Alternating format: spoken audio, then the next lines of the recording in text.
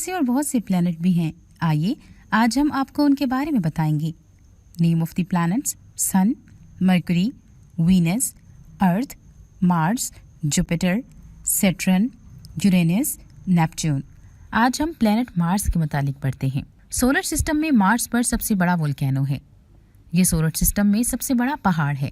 बच्चों, planet Mars से मुतालिक बाकी तमाम मालूमात हम अपने नेक्स्ट लेक्चर में देखेंगे। आइए आज के टॉपिक की जानिब चलते हैं।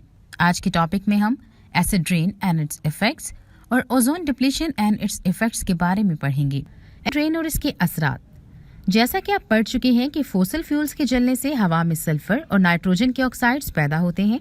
बारिश का पानी सल्फर डाइऑक्साइड को सल्फ्यूरिक एसिड में और नाइट्रोजन डाइऑक्साइड को नाइट्रोजन ऑक्साइड और नाइट्रिक ऑक्साइड में तब्दील करता है। आम बारिश का पानी कम एसिडिक होता है, जिसकी वजह इसमें हलशुदा कार्बन डाइऑक्साइड है। इसकी पीएच करीबन 6 से 6.5 होती है। लेकिन जब बारिश के पानी में हवा के प्लूटेंट्स हल हो जाते हैं तो ये ज्यादा एसिडिक हो जाती है और इसकी पीएच 4 तक कम की जाती है। बस एसिड रेन बारिश के पानी में हवा के एसिडिक प्लूटेंट्स जैसा कि सल्फर डाइऑक्साइड और नाइट्रोजन डाइऑक्साइड से बनती है। इस टॉपिक को समझने के लिए सबसे पहले एक वीडियो को देखते हैं। वीडियो में आप दो बिल्कुल मुख्तलिफ तरीकों के बारे में सीखेंगे। फॉसिल फ्यूल्स का जलना हमारी रेन को एसिडिफाइड करने की वजह बनता है। कोल और ऑयल की बर्निंग से सल्फ्यूरिक एसिड आता है। ज्यादातर पावर स्टेशन में इनकी बर्निंग होती है, जबकि मोटर व्हीकल के एग्जॉस्ट पाइप से नाइट्रिक एसिड निकलता है। आप हमारे एनवायरनमेंट में भी एसिड रेन के कुछ इफेक्ट देख सकते हैं। पहली बात को समझना अहम है कि ये रेन कुदरती तौर पर कुछ एसिडिक होती है। जब ये जमीन पर बरसती है तो रेन एटमॉस्फेयर से कार्बन डाइऑक्साइड को डिसॉल्व करके कार्बोनिक एसिड बनाती है। वीक एसिड नेचुरल रेन की pH 6 देता है, और जब हम फॉसिल फ्यूल्स को जलाते हैं तो ज्यादा स्ट्रॉन्ग एसिड हमारी रेन में शामिल होकर बहुत कम pH 3 के साथ एसिड रेन बनाता है। जब pH 6 से 3 में तब्दील होती है तो आप क्या सोचते हैं कि इसकी एसिडिटी 2 गुना, 3 गुना, 10 गुना या हजारों गुना बढ़ी है? पॉज करके सोचें। याद रहे, pH की वैल्यू में एक की भी तब्दीली 10 गुना एसिडिटी को तब्दील करती है। लिहाजा 6 से 3 की तब्दीली 10 गुना, 10 गुना, 10 गुना या 1000 गुना ज्यादा एसिडिक हो जाएगी। फर्ज करें सल्फ्यूरिक एसिड में सल्फर प्लांट की ग्रोथ के लिए मुख्तसरन चाहिए होता है। ये सल्फेट से हासिल किया जाता है। मिसाल के तौर पर पोटाशियम सल्फेट सॉइल में नेचुरली पाया जाता है। सल्फेट प्लांट की रूट से लिया जाता है और सल्फर एटम कार्बन एटम से बॉन्ड बना लेता है। जब प्लांट मर जाता है तो ये प्रोटीन छोड़ देता है और बिलाखिर हजारों सालों के बाद ये कोयला या ऑयल बनाता है। ये सल्फर के एटम कार्बन एटम से जुड़े रहते हैं। कोयले और तेल में सल्फर की मिकदार आमतौर पर 1 या 4% वेट के हिसाब से हो सकती है। आप क्या सोचते हैं, जब फॉसिल फ्यूल्स जो कि सल्फर रखते हैं बर्न होने पर क्या प्रोड्यूस करते हैं? वीडियो को पॉज करें जब आप सोच लें। जब कोयला जलता है तो सल्फर और कार्बन एटम हवा में मौजूद ऑक्सीजन से मिल जाते हैं और ये एटमॉस्फेयर में कार्बन डाइऑक्साइड और सल्फर डाइऑक्साइड को रिलीज करता है।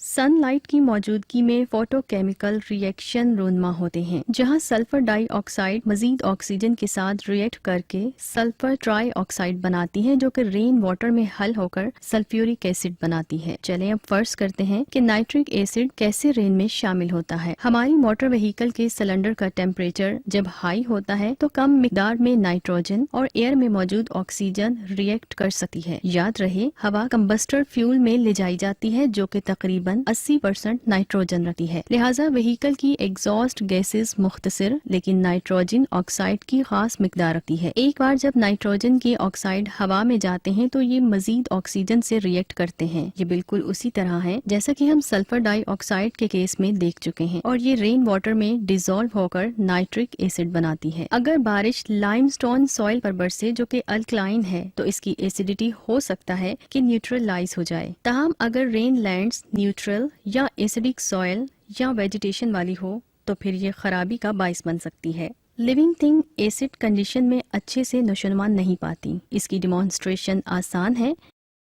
اس بریڈ کے سلائس کو ونیگر میں رکھیں اور دوسرے کو پانی میں رکھیں. کچھ دیر کے لیے انہیں اوپن رہنے دیں اور پھر 1 ہفتے کے لیے اسے کور کر کے چھوڑ دیں. آپ کو یہ معلوم ہوگا کہ بریڈ ونیگر میں سافٹ ہو کر مولڈی نہیں ہوئی جبکہ دوسری بریڈ مولڈی ہو گئی ہے. در حقیقت ہم ونیگر کو فوڈ کی پریزرویشن کے لیے استعمال کرتے ہیں. اس پروسیس کو پکلنگ کہتے ہیں. اس کیس میں خاص قسم کے کچھ انزائمز ایسیڈک کنڈیشن میں اپنے اہم فنکشنز ادا نہیں کر سکتے. سوئل میں دوسری اہم پرابلم یہ ہے کہ قدرتی طور پر پائے جانے والی ٹاکسک میٹل جیسا کہ ایلومینیم سولیبل نہیں ہوتی. تاہم یہ نیوٹرل سوئل میں خطرے کا باعث نہیں بنتی. یہ ایسیڈک سوئل میں سولیبل ہوتی ہے. یہ لیونگ تھنگ سے حاصل کی جاتی ہے اور اس میں اسینشیل میٹلز جیسا کہ زنک اور آئرن پائی جاتی ہے. ایسڈ رین میں ہائیڈروجن کے آئنز اسینشیل میٹلز جیسا کہ پوٹاشیم، میگنیشیم اور کیلشیم کو ریپلیس کر دے گا جو کہ عام طور پر کلے سوئل کو جکڑ کر رکھتی ہے. یہ اسینشیل میٹل سب سوئل کو گہرائی سے واش کر کے روٹس اور پلانٹ سے دور کر دیتی ہے. لہٰذا سمرائز کرتے ہیں، نارمل رین سلائٹلی ایسیڈک کاربن ڈائی آکسائڈ کے ڈیزالو ہونے کی وجہ سے ہوتی ہے، لیکن ایسڈ رین سلفیورک ایسڈ اور نائٹرک ایسڈ رکھتی ہے اور یہ رین کو 1000 گنا زیادہ ایسیڈک بناتی ہے اور بہت سی لیونگ تھنگ کے لیے خطرناک بناتی ہے. سلفیورک ایسڈ فوسل فیولز کے جلنے سے آتا ہے جس میں سلفر موجود ہوتا ہے. نائٹرک ایسڈ ایٹماسفیرک آکسیجن کی کمبشن سے آتا ہے اور نائٹروجن ہائی ٹمپریچر کی صورتحال میں پیٹرول کے سلنڈر اور ڈیزل انجن.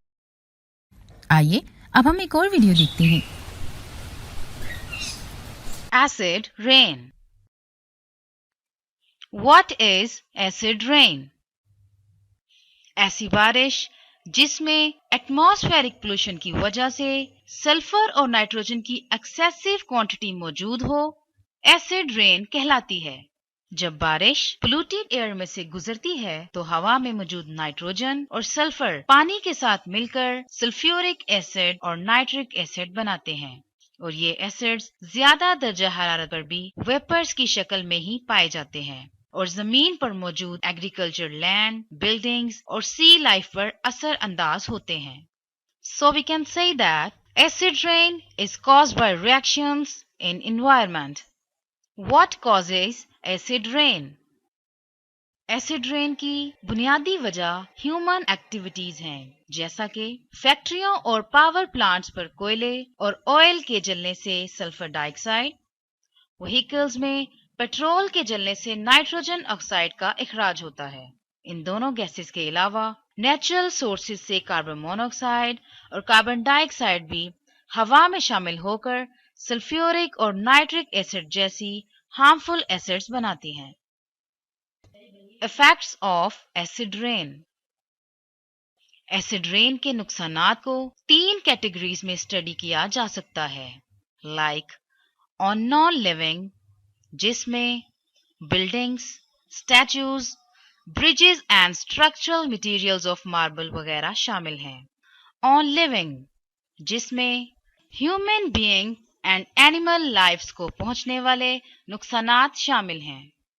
آن سوئل، جس میں soil erosion and mid flows کا بننا شامل ہے. اور اس طرح ایسڈ رین ہر طریقے سے ہماری لائف پر اثر انداز ہوتی ہے. Solutions of acid rain. Factories کی چمنیوں پر اسکربر لگانے سے دھوئیں میں موجود سلفر جیسی امپیورٹیز ہوا میں شامل نہیں ہو سکیں گی. وہیکلز میں اسپیشل کنورٹرز کے استعمال سے خطرناک کیمیکلز کو ہوا میں شامل ہونے سے روکا جا سکتا ہے. اس کے علاوہ انفرادی اور حکومتی سطح پر پولوشن کنٹرول کے لیے مؤثر اقدامات کی ضرورت ہے اور انرجی پروڈکشن کے لیے جدید اور فائدہ مند طریقے تلاش کرنے چاہیے. Now, choice is ours. Acid اور رین. اوزون کا خاتمہ اور اس کے اثرات. Ozone depletion and its effects. Ozone 3 oxygen atoms پر مشتمل آکسیجن کی ایلوٹراپک قسم ہے. یہ ایٹماسفیئر میں اسٹریٹوسفیئر کے درمیانی حصے میں ایک آکسیجن ایٹم اور ایک آکسیجن مالیکول کے ملاب سے بنتی ہے. اوزون کے خاتمے کے اثرات. Effects of ozone depletion. Ozone کی تباہی الٹرا وائلٹ ریڈیشنز کو سورج سے زمین پہنچنے کے قابل بناتی ہے، جو جانوروں اور انسانوں میں جلد کے کینسر کا سبب بنتی ہے. ओजोन लेयर में कमी से मुतअद्दी बीमारियां जैसा कि मलेरिया में इजाफा होगा। इस टॉपिक को समझने के लिए सबसे पहले एक वीडियो को देखते हैं। इस वीडियो में हम अपने माहौल की दो बुनियादी लेयर्स के बारे में बात करेंगे। ट्रोपोस्फेयर जो मौसम से और बुरी ओजोन से भरी हुई है, और इसके ऊपर स्ट्रेटोस्फेयर जहां अच्छी ओजोन हमें खतरनाक अल्ट्रावायलेट लाइट से बचाती है। हमारा माहौल गैसेस से मिलकर बना है जिसमें ज्यादातर नाइट्रोजन और ऑक्सीजन है। ये जमीन से कश्य शकल के साथ एक किस्म के हवाई ओशन के साथ जुड़ा हुआ है, क्योंकि हवा कंप्रेस हो सकती है। ये कम से कम डेंस होती है जैसे जैसे आप जमीन से दूर होते जाते हैं। चलिए पहले 50 किलोमीटर पर गौर करते हैं जहां माहौल का 99% मौजूद होता है। देखी जाने वाली सूरज की रोशनी माहौल से गुजरती है और जमीन को गर्म करती है, जिससे जमीनी सतह पर मौजूद हवा गर्म हो जाती है। जैसे ही ऊपर वाली ठंडी हवा नीचे आती है तो ये गर्म हवा ऊपर की तरफ धकेलती है, जो कि फैलने की वजह से कम डेंस हो जाती है। ये मोमेंट, जिसे कन्वेक्शन करंट कहते हैं, हमें हमारा मौसमी निजाम देता है। हमारा माहौल ठंडा से ठंडा होता जाता है जब तक हम 10 किलोमीटर तक पहुंचते हैं, जहां टेम्परेचर कम तरीन है। इससे नीचे ट्रोपोस्फेयर है जिसमें 80% हवा होती है और सारा मौसम ट्रोपोस्फेयर के ऊपर होता है। हमारे पास स्ट्रेटोस्फेयर है। ये पतली हवा की तह है जो कि ऊपर से गर्म है, क्योंकि ये ऊपर से अल्ट्रावायलेट रेडिएशन से गर्म हो जाती है, जिसे अच्छी ओजोन और नीचे की सर्दी जज्ब कर लेती है, जिससे ये मुतहर्रक तौर पर स्टेबल हो जाती है। इसे अनस्टेबल ट्रोपोस्फेयर से मवाजना करें। अगर आपने कभी जेट प्लेन पर सफर किया हो तो टेक ऑफ के बाद अनस्टेबल ट्रोपोस्फेयर में से आपकी सवारी शायद नाहमवार होगी, लेकिन जैसे ही आप बादलों के ऊपर होंगे तो मौसम से ऊपर आपका सफर हमवार हो जाएगा। दूसरे जहाज यानी आम जहाज इस ऊंचाई तक नहीं जा सकते, क्योंकि प्रोपेलर हवा को काबू करने के लिए बहुत पतली है। वीडियो को रोकें और ओजोन का फार्मूला सोचें। ओजोन ऑक्सीजन का एलोट्रोप है, जैसे इसके मॉलिक्यूल्स 3 ऑक्सीजन एटम से कमजोर बॉन्डिंग से बने होते हैं। ये एक अनस्टेबल गैस है जो आहिस्तगी से दोबारा मॉलिक्यूलर ऑक्सीजन में डीकम्पोज हो जाती है।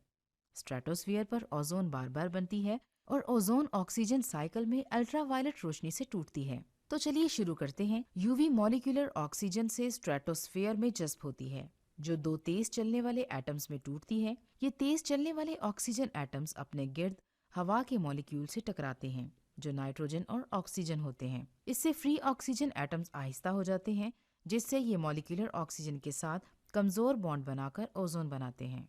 अगर ये बहुत तेजी से हरकत कर रहे हों तो ये एनर्जी को खारिज करते हैं, जो एनर्जी हवा के मॉलिक्यूल्स के साथ शेयर की जाती है। इससे ऊपर का माहौल गर्म हो जाता है। अब ऑक्सीजन एटम ऑक्सीजन मॉलिक्यूल के साथ मिलकर ओजोन बनाता है। ओजोन अल्ट्रावायलेट रोशनी को जज्ब करने में बहुत मौसर है, जिसकी वजह से ओजोन फिर से ऑक्सीजन एटम और ऑक्सीजन मॉलिक्यूल में तब्दील हो जाती है, जिससे ऊपर का माहौल गर्म हो जाता है। ओजोन दोबारा बनती है जैसे ही ऑक्सीजन एटम दोबारा से आहिस्ता चलते हैं। ओजोन स्ट्रेटोस्फीयर से फैलती है, जिसे यहाँ ब्लैक कलर से शो किया गया है। आपके ख्याल में ऐसा क्यों है? बहुत ऊपर और बहुत नीचे बहुत कम ओजोन है। हमें ओजोन बनाने के लिए अल्ट्रावायलेट रेडिएशन और ऑक्सीजन दोनों दरकार होते हैं। वीडियो को रोकें और सोचें। यहाँ बहुत कम ऑक्सीजन होती है और यहाँ ट्रोपोपॉज के करीब, जो कम तरीन टेम्परेचर का नुक्ता है, जहाँ ट्रोपोस्फीयर और स्ट्रेटोस्फीयर मिलते हैं, यहाँ कोई अल्ट्रावायलेट रोशनी मौजूद नहीं है। ये सब बाहर की ओजोन ने जज्ब कर लिया है। तो ये ओजोन लेयर है। अगर ओजोन ठोस की मानित इकट्ठी हो तो ये सिर्फ कार्डबोर्ड की मोटाई जितनी होगी, लेकिन असल में ये गैस है जो 20 से 30 किलोमीटर तक फैली हुई है। हमारे माहौल में ऑक्सीजन भरने से पहले यूवी रेज जमीन की सतह पर पहुंची थी और जमीन पर जिंदगी गुजारने के लिए रोकी गई थी। ओजोन भी ट्रोपोस्फीयर में मौजूद है, जो ज्यादातर सूरज की रोशनी का गाड़ियों से निकली हुई आलूदगी के साथ अमल से बनता है। यहाँ इससे फोटोकेमिकल स्मोक बनता है और ये आलूदकार है। आइए अब हम एक और वीडियो देखते हैं। इस वीडियो में हम ओजोन लेयर में अहम होल के बारे में सीखेंगे और ये क्यों इतनी पतली हो गई है। हम उस एक्शन की तरफ भी देखेंगे जो कि दुनिया ने इसे सेहत के हवाले से रिस्टोर करने के लिए किया है। ये फाइंड आउट करने के लिए कि ओजोन कैसे बनी, ये जमीन तक खतरनाक यूवी शुआओं को कैसे पहुंचने से रोकती है, हम इस वीडियो में देखेंगे। 1980s में साइंसदानों ने अक्टूबर में अंटार्कटिका में कुछ खतरनाक सूरत हाल का पता लगाया। जब सूरज की रोशनी मौसम सरमा में साउथ पोल की तरफ वापस मुड़ती है, ओजोन मशहूर होल के बनने की वजह से बड़े इलाकों में करीबन खत्म हो गई है। ایک ایئر کرافٹ جو اسٹریٹوسفیئر میں ساؤتھ میں 15 کلومیٹرز ارتھ سے اوپر ایئر فلو کی کمپوزیشن کو اینالائز کرتا ہے جہاں اوزون بہت زیادہ کنسنٹریٹڈ ہوتی ہے۔ انہیں پتا چلا کہ اوزون یہاں اچانک بنی اور کلورین آکسائڈ سے ریپلیس ہوئی۔ اس سے یہ محسوس ہوا کہ کیمیکلز جسے CFCs کلورو فلورو کاربنز کہتے ہیں وہ اس کی ذمہ دار ہیں۔ یہ انرٹ سٹیبل مالیکیولز ہیں اور ان کیمیکلز میں سے ایک ہیں جو فریجز اور ایئر کنڈیشنز میں پولی اسٹیرین کو ایکسپینڈ کرنے کے لیے لکوڈ کے طور پر استعمال ہوتے ہیں، اور ایروسول کینز میں ہیئر سپرے اور پینٹ کو بھی باہر نکالنے کے لیے۔ یہ جانوروں کے لیے مکمل طور پر غیر نقصان دہ ہیں، لہٰذا غلط چیز کیا ہے؟ CFCs بہت زیادہ انرٹ ہیں جو کہ بارش میں بھی واش آؤٹ نہیں ہوتی یا ٹراپوسفیئر میں ٹوٹتی بھی نہیں، لہٰذا یہ اسٹریٹوسفیئر میں ڈیفیوز ہوتے ہیں۔ اس بارے میں آپ اپنا علم استعمال کریں کہ اوزون کیسے بنی، اس کے بارے میں سوچیں کہ اسٹریٹوسفیئر میں CFCs کے ساتھ کیا ہو سکتا ہے۔ ویڈیو کو روکیں اور سوچیں۔ یہاں یہ UV لائٹ سے بمبارڈ کی جاتی ہیں جو مالیکیول سے کلورین ایٹمز کو توڑتے ہیں۔ یہ پھر فری آکسیجن ایٹمز کے ساتھ بانڈ بناتے ہیں جو کہ اوزون آکسیجن سائیکل میں پھر سے اوزون بنانے سے بچاتے ہیں۔ ہم نے اس ویڈیو کے پہلے حصے میں دیکھا جب کلورین آکسائڈ ایک دوسرے آکسیجن ایٹم سے ملتی ہے تو مالیکولر آکسیجن پھر سے بنتی ہے اور مزید ایٹامک آکسیجن کو ہٹاتے رہنے کے لیے کلورین ایٹم کو چھوڑ دیتی ہے۔ یہ کلورین ایٹمز بالآخر قدرتی طور پر اسٹریٹوسفیئر سے ریموو ہو جاتے ہیں۔ انہوں نے ہزاروں اوزون بنانے والے آکسیجن ایٹمز کو کیپچر کیا ہے، لہٰذا اوزون آکسیجن سائیکل تباہ ہو گیا ہے اور اوزون پوری دنیا میں پتلی ہو رہی ہے۔ پس 1987 میں مونٹریل پروٹوکول دنیا کی تمام اقوام نے سائن کیا جو پروڈکشن کو بین کرتی ہے اور بالآخر CFCs کا استعمال ہوتا ہے۔ انہیں HDFCs ہائیڈرو فلورو کاربن سے ریپلیس کیا گیا، ایک ویسا ہی مالیکیول جو کلورین کی جگہ ہائیڈروجن رکھتا ہے اور انہیں تھوڑا بہت تعامل بناتا ہے، لہٰذا ٹروپوسفیئر میں ٹوٹنے کے قابل بنانے کے لیے وہ اوزون کی تہہ تک پہنچ جاتے ہیں۔ کیونکہ chlorine complex photo chemical reaction کے ذریعے اسٹریٹوسفیئر سے آہستگی سے اور قدرتی طریقہ کار سے ریموو ہوتی ہے۔ کیونکہ اوزون کی تہہ قدرتی طور پر آکسیجن پر UV کے ایکشن کے ذریعے ہر وقت بن رہی ہے، ہم یہ توقع کرتے ہیں کہ اوزون 50 یا 100 سالوں کے دورانیے میں اپنی اصلی حالت میں واپس آ جائے۔ اوزون لیئر میں موجود ہول خطرناک UV ریڈیشن کو زمینی لیول تک پہنچنے دیتی ہے جو سکن کینسر کی وجہ بنتا ہے۔ تاہم ایک عام غلط فہمی یہ ہے کہ ہیٹ کو بھی آنے دیتی ہے اور گلوبل وارمنگ کی وجہ بنتی ہے، لیکن یہ درست نہیں ہے۔ اوزون وہیکل سے نکلنے والے کیمیکل سے پروڈکٹس پر فوٹو کیمیکلز کی کمپلیکس سیریز کے ذریعے ٹروپوسفیئر میں بھی پیدا ہوتی ہے۔ یہاں ٹروپوسفیئر میں اوزون گرین ہاؤس گیس کی طرح کام کرتی ہے اور فوٹو کیمیکل اسموک کے بننے میں مدد دیتی ہے جو وقت کے ساتھ ساتھ پوری دنیا میں مختلف شہروں کو آلودہ کرتا ہے، مثال کے طور پر USA میں لاس اینجلس اور چائنا میں بیجنگ۔